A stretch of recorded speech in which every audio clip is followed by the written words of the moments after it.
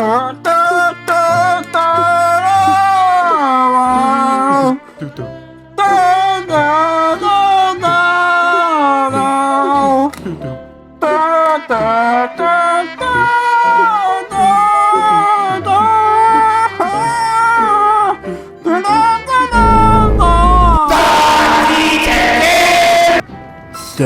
shining bright above you.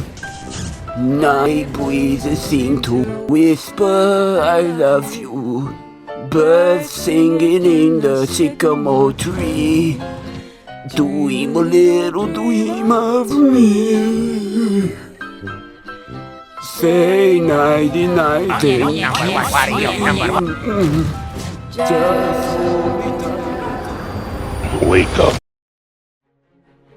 You know, for a franchise well known for Modern Warfare-like multiplayer matches, filled with destructible environments, military vehicles, and aircrafts, as well as Levolution, it was a bit of a surprise for DICE to go down a couple of numbers instead of going up to the next number. That one is a whole other rabbit hole you don't want to go down. Maybe I will for a future video, I don't know. Let me know if you want it. But Battlefield and World War I isn't something you'd mix together when you think about it. A historical moment in human history that sparked the creation of weapons, vehicles, chemicals, as well as military strategies that are present today. But instead going back down to the first war that involved several nations around the world, the Great War. Filled with vehicles and weapons from that time period, trenches and destroyed landscapes, capturing the feeling that the world is coming to an end as troops struggle to gain land, not even standing a chance in no man's land, and everyone can use a submachine gun. Now you see, this is where the title of the video is very crucial to understand. This isn't exactly World War I the way Battlefield portrays it. This is Battlefield's World War I. If that makes any sense. Boots on the ground that managed to make Call of Duty's Infinite Warfare trailer the most disliked video of the year 2016. Their own unique spin of World War I in their own style that makes it an arcadey shooter that isn't slow-paced with one-shot kill rifles like it is in other Great War-style games, and actually making it fun for all players. That's the key point about this adaptation. It's fun, and their representation of the Great War is well done too, and I want to go into depth about this. In today's video, I'd like to talk about how Battlefield 1 shocked fans with a crazy twist, and did World War I nicely.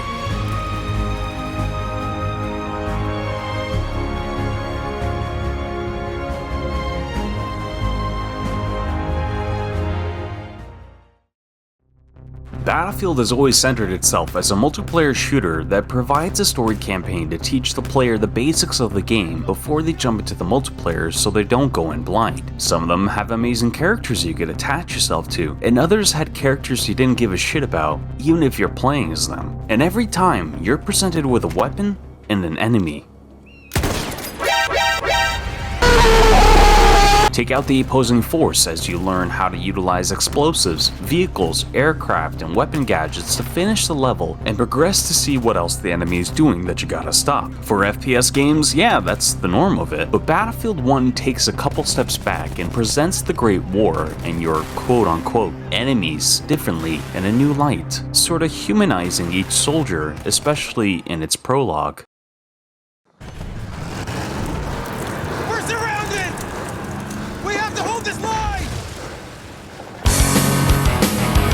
A disastrous conflict that turned villages and forests into charred and deadly lands, soldiers portraying their fear against the approaching enemy through their screams on the battlefield, and the music wrapping the mood all together. There's a reason why this prologue is so beloved, because it shows war in a different, less glamorous way. At first I thought the whole "you're not expected to survive" was to entice you a bit, like one of those overly difficult difficulties that ask you once more if you really want to put yourself through this pain. And then you begin playing and start to feel the desperation at the front lines to hold off what seems like an infinite amount of soldiers coming to kill you as you run out of ammo. There's fellow soldiers falling around you, picking up their weapons just to survive, only to inevitably be killed and be presented with this.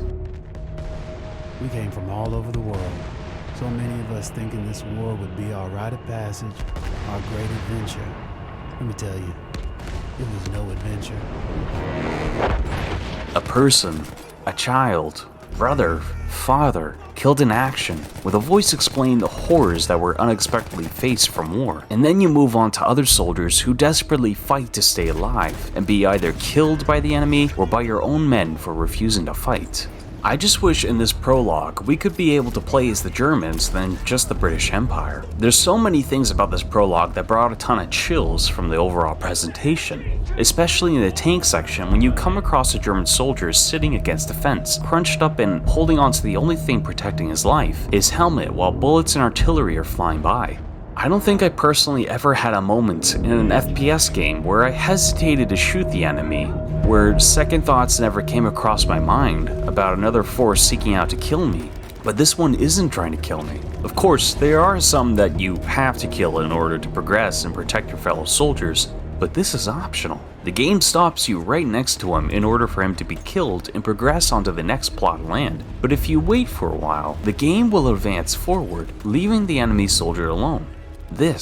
Just this small, unforced event that snaps you into the reality of what the Great War, and war in general, really is like. You're also thrown into numerous scenarios that you're not expected to be skilled with, just like how an average 20-year-old soldier was like at the Western Front. Besides learning how to pilot, which comes later, you're practically put into combat for stationary weapons, a tank gunner, numerous weapons, and introducing to the player the properties of the gas mask that muffles your hearing a bit, but also won't let you ADS. Chaos resumes on the battlefield in no man's land, and then an artillery barrage ends the mayhem, bringing a tear-jerking scene, such as this one.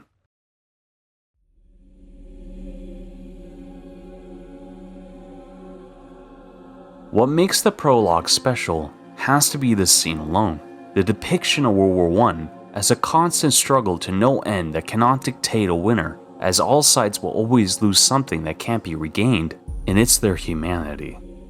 I feel that this alone is the strongest part about Battlefield 1.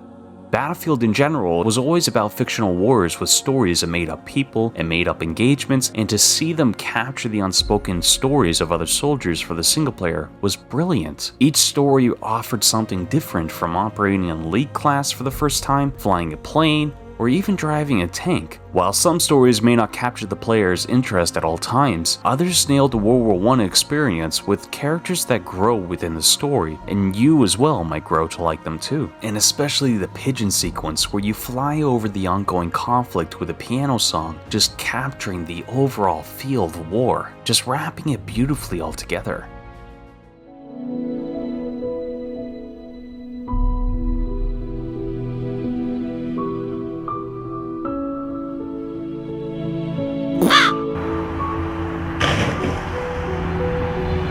But the prologue is Battlefield's Great War at its best, portraying war in a different light and capturing the horrors of the battlefield every poor soul had to endure, and those who still lie there, sacrificing the greatest thing one could ever ask for, their life on the battlefield. Now that all sounds like peaches and cream for this game, but for a World War I shooter, it's far from being authentic. Things that were done before and after the release that made players confused in terms of the game being historically accurate, which has to be the weapons and a few other miscellaneous stuff, but most importantly, it's the weapons people are turned off at. When you think about World War I, normally you'd imagine soldiers lining up in a trench, waiting to climb onto no man's land and charge into the enemy's gunfire with bolt-action rifles to aid them. But in Battlefield 1, you have soldiers running around with machine guns, knees that have been scraped down to the bone, a blown-up soldier coming back to life with a drip of Sprite Cranberry, Want a Sprite Cranberry? And most importantly, the gameplay itself. Fast-paced, high action, and all over the place with very few trench line maps. It does have a few game modes dedicated to make it feel a little more like World War I, such as Frontlines game mode, and a classic mode that restricts all players to country-appropriate bolt-action rifles. Only problem is that not many people play under those settings. Funny enough, if you were to show me this and tell me this was a World War II game, I might have believed you. And that's exactly the gripe people have with this World War I shooter. It feels like World War II. It's crazy to think that there are weapons players are allowed to use which were prototypes that either never or rarely saw any action in the Great War, or never even made it to the prototype phase. Others are authentic when it comes to the era-based weapons, introducing revolvers with the one-at-a-time reload requirement, rifles that allow you to either reload your entire weapon with a stack of bullets or one by one. Machine guns that are actually good in the game but were actually shit in real life. Verdun restricts you to using all of your ammo in your weapon before reloading, whereas Battlefield just splooges its bullets all over the floor, somehow landing onto the soldiers' pockets like magic. Only specific soldiers were given a submachine gun late in the Great War, but due to Battlefield's class system, the assault class contains machine guns and shotguns paired with explosives, making it a class designed to get into the enemy's faces, whether it's soldiers or vehicles. You get to either use a knife, shovel, bat, or even a wine bottle to kill your enemies.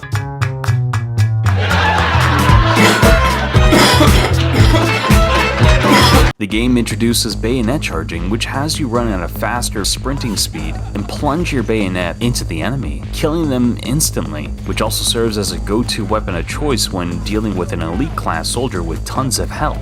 Speaking of weapons, in previous Battlefield games, you could customize your rifle with all kinds of gadgets to create the perfect weapon for yourself. Whereas in Battlefield 1, they dropped the ball by restricting customizable gadgets to different versions of weapons, making each weapon have 3 variants instead of letting the player freely customize their guns and increasing the amount of weapons available. Those heavy-ass LMGs soldiers used to prop down to most soldiers running across no man's land can be held with ease and fired like everyone's jacked with massive lats and arms. Snipers with authentic rifles, and that one rifle that just turns into a self-loading rifle, and then on top of that, the sniper class has one of the greatest weapons ever seen and used that breaks the immersion of World War I due to how overpowered it is in the right hands, the destructibility it leaves behind. The weapon that can single-handedly get you laid is the Calibri.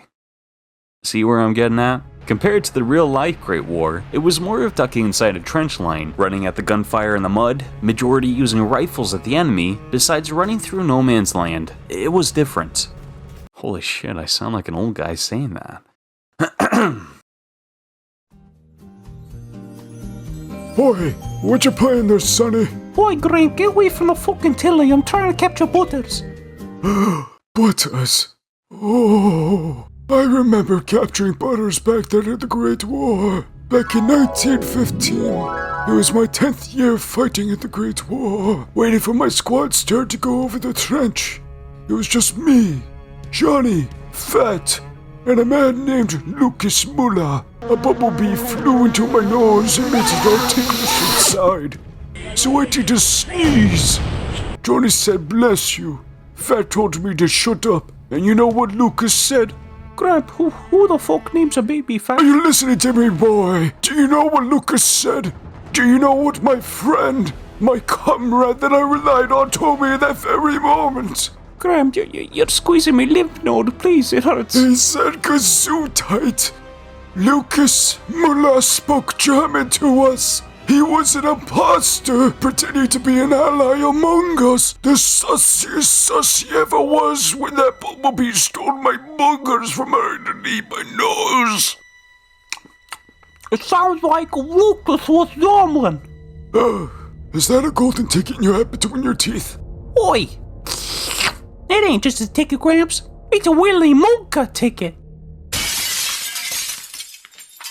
Let's go, kid. The difference between Battlefield's Great War and other games like Verdun and Beyond the Wire's Great War is the authenticity it brings to the setting. It's practically night and day when you compare them, but Battlefield isn't trying to be the most realistic Great War video game it is. It's taking World War I and presenting it within their own style, making it very action-like, fast-paced, and on top of that, fun. If you were to jump into Verdun for the first time expecting it to be like all the rest FPS games out there, you'll be sorely disappointed. But to experience the Great War in a visually appealing way, with a multiplayer that's suitable for all difficulty levels, I'd say it does a good job with the World War I setting. However, with every Great War game there is, they all share something unique in common that others may not notice as much. And it's the respect they show to the real soldiers who served and sacrificed their lives on the battlefield, showcasing the horrors and desperation each soldier went through. And that has to be one of my favorite parts about it all, especially the little history lessons they provide in the game if you collect certain collectibles to learn more about something during the war. And those are just my thoughts about Battlefield 1's version of World War I, why I think their style of it works well, and even made me more interested in the history of World War I as a whole. But how do you feel about it? How does Battlefield's version of the Great Wars sit for you? Let me know in the comments down below. If you want to see more videos like this, then why not give this video a like and subscribe for more content. Thanks for watching. I really appreciate it, and until next time, keep slaying.